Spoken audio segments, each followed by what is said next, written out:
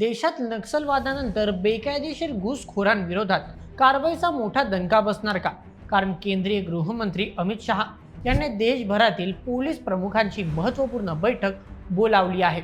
या बैठकीत भारताच्या अंतर्गत सुरक्षेशी संबंधित महत्त्वाचे निर्णय घेतले जाण्याची शक्यता वर्तवली जात आहे.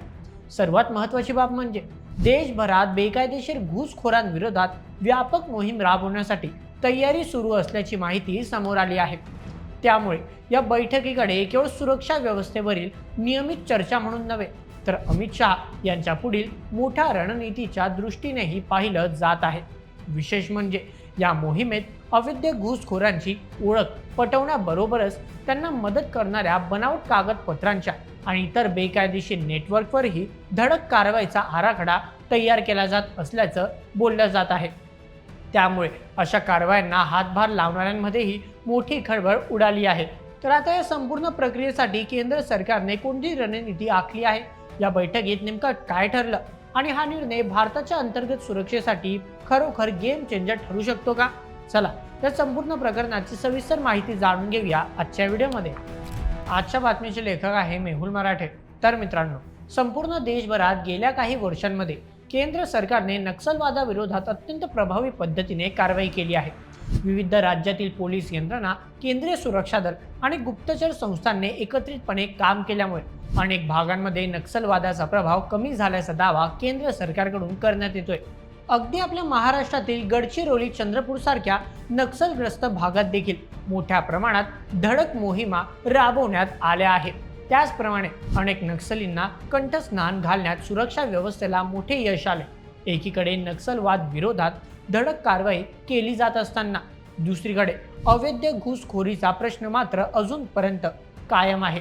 विशेषतः बांगलादेश सीमेलगत असणारे राज्य जसे की बिहार, आसाम आणि बंगाल अशा ठिकाणी अवैध घुसखोरांची मोठी संख्या राहत असल्याचे दावे गेल्या काळापासून वारंवार करण्यात येत आहेत. याच पार्श्वभूमीवर केंद्रीय गृहमंत्री अमित शहा यांनी देशभरातील सर्व पोलीस महासंचालक म्हणजेच DGPंची एक महत्त्वपूर्ण बैठक बोलावली.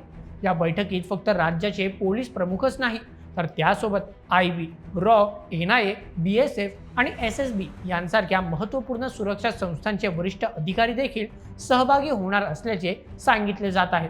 म्हणजे ही बैठक केवळ एका विभागाचा सामान्य आढावा नसून विविध यंत्रणांमध्ये समन्वय साधण्याचा प्रयत्न मानली जाते. कारण अशा प्रकारे देशाच्या सुरक्षा व्यवस्थेशी संबंधित महत्त्वपूर्ण अधिकाऱ्यांसोबत गृहमंत्र्यांची बैठक हा मुद्दा या गोष्टीकडे इशारा करतो की आता देशात लवकरच सुरक्षेबाबत काहीतरी मोठी मोहीम राबवली जाऊ शकते.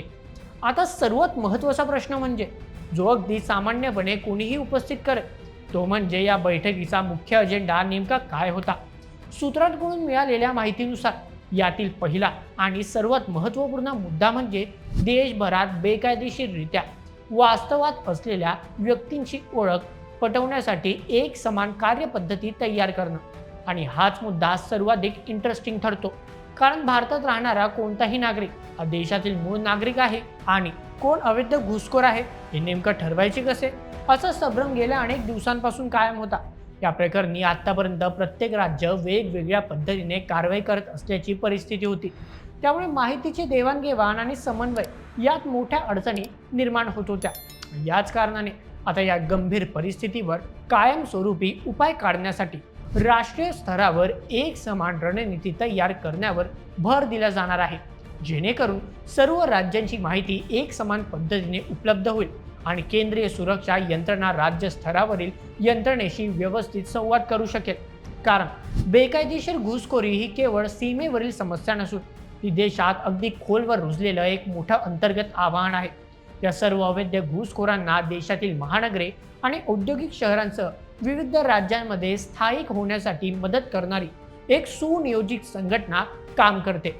या संघटनेचे जाळे संपूर्ण देशभरात पसरले आहे आणि म्हणूनच हे संपूर्ण जाळे नष्ट करण्यासाठी संबंधित उपाययोजनांवर बैठकीत चर्चा केली जाण्याची शक्यता आहे. आता या बैठकीचा अजेंडा केवळ घुसखोरांची ओळख पटवणे आणि त्यांना परत पाठवणे यापुरता मर्यादित राहिलेला नाही, तर देशभरातील बेकायदेशीर स्थलांतरितांना आश्रय, बनावट कागदपत्रे, रोजगार आणि वाहतुकीची सुविधा पुरवणाऱ्या नेटवर्कचा शोध घेणे आणि त्यावर कठोर कारवाई करणे हा आहे. कारण कोणतीही व्यक्ती अनेक वर्षे बेकायदेशीररित्या देशात राहू शकत नाही, जोपर्यंत तिला स्थानिक स्तरावर कोणत्या ना कोणत्या प्रकारची मदत मिळत नाही. याच कारणामुळे या संपूर्ण मोहिमेचा दुसरा आणि तितकाच महत्त्वाचा भाग म्हणजे बनावट कागदपत्रांचं रॅकेट उद्ध्वस्त करणं. अनेक प्रकरणांमध्ये बेकायदेशीररित्या देशात आलेल्या व्यक्तींना आधार कार्ड, पॅन कार्ड, मतदार ओळखपत्र, रेशन कार्ड किंवा इतर शासकीय कागदपत्र मिळवून देणारी संघटित नेटवर्क कार्यरत असल्याचे आरोप यापूर्वीही करण्यात आले आहेत. त्यामुळे अशा नेटवर्कचा शोध घेऊन त्यांच्यावर कठोर कारवाई करण्यावर भर दिला जाणार असल्याची माहिती समोर येत आहे. यासोबतच राज्य आणि केंद्र सरकारच्या विविध यंत्रणांमध्ये रिअल टाइम माहितीची देवाणघेवाण अधिक प्रभावी करण्यावरही विशेष भर दिला जाणार आहे.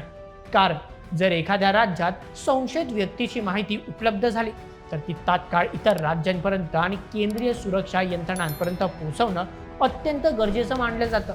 यामुळे कारवाईचा वेग वाढवण्याबरोबरच देशभरात एक समान पद्धतीने मोहीम राबवणं शक्य होईल. तिसरा महत्त्वाचा मुद्दा म्हणजे ओळख निश्चित झाल्यानंतर पुढील कायदेशीर प्रक्रिया अधिक वेगाने पूर्ण करणं. संबंधित व्यक्तींची नागरिकत्व पडताळणी, आवश्यक कागदपत्रांची तपासणी आणि त्यानंतर लागू असलेल्या कायद्यानुसार पुढील कारवाई करण्यासाठी एक समन्वित यंत्रणा विकसित करण्यावरही चर्चा झाल्याचं सांगितलं जात आहे.